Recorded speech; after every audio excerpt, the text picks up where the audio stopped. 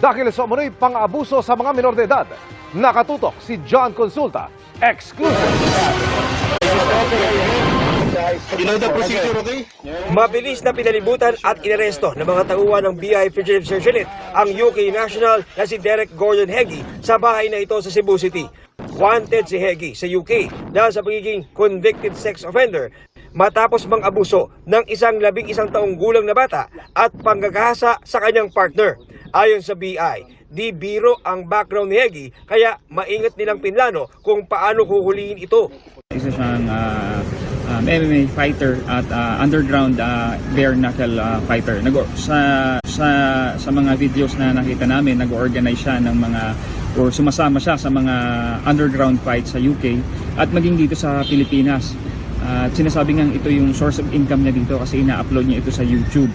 Hindi na nakapalag si Heggie nang arestuin siya ng mga